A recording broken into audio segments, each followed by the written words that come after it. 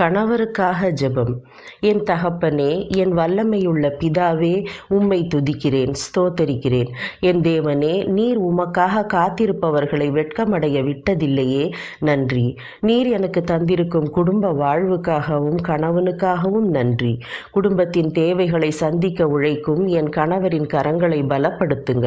உபாகமம் 28ஆம் அதிகாரம் 12ஆம் வசனத்தில் உள்ளபடி என் கணவர் கடன் வாங்காமல் கடன் கொடுப்பவராய் இருக்கும்படி அவருடைய வருமானத்தை நிறைவாய் ஆசீர்வதியுங்க. வீட்டு காரியங்களிலும் வேலையிலும் அறிவை தரும் வார்த்தைகளை விட்டு விலகிச் செல்லும் போதகங்களை கேட்கவும் நடக்கவும் செய்யாமல் அவர் இருதயத்தையும் மனதையும் காத்து கொள்ளுங்க. இள வயதிலோ கடந்த காலங்களிலோ சந்தித்த தோல்விகள் துக்கங்களால் நிகழ்கால கடமைகளை சரிவர செய்ய முடியாதபடி வேதனைப்படுவார் என்றால் அதை நீர் அறிவீர். மன பாரங்களை அகற்றி உம்முடைய மன ரம்மியத்தை கொடுங்கப்பா. எங்கள் பிள்ளைகளுக்கு உம்மை பற்றி கொண்டு நடக்கும் நடத்தை ஒரு சிறந்த வழிகாட்டியாக இருக்கும்படி என் கணவரை தகுதிப்படுத்துங்க. எல்லாவற்றிலும் உமக்கே முதலிடம் தந்து ஞானமாக குடும்பத்தை பொறுப்பாகவும் பொறுமையாகவும் நடத்தும் திறனை கொடுங்க. அவருடைய வார்த்தைகளும் நடத்தையும் நன்மையும் மதிப்புமாய் இருக்கட்டும். உமக்கு பிரியமில்லாததும் குடும்பத்தை வேதனைப்படுத்தும்படியானதுமான காரியங்கள் அவரிடத்தில் இருக்குமானால் அதை அவருக்கு உணர்த்தி திருந்தும் மனத்தாழ்மையை கொடுங்கப்பா.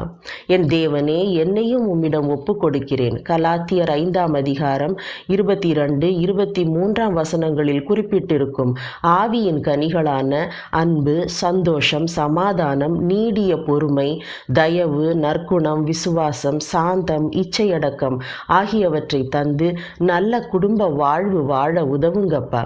அப்பா, என் கணவருடனான உறவை அன்புடன் மதித்து கனம் செய்யும் மனதை எனக்கு தாங்க.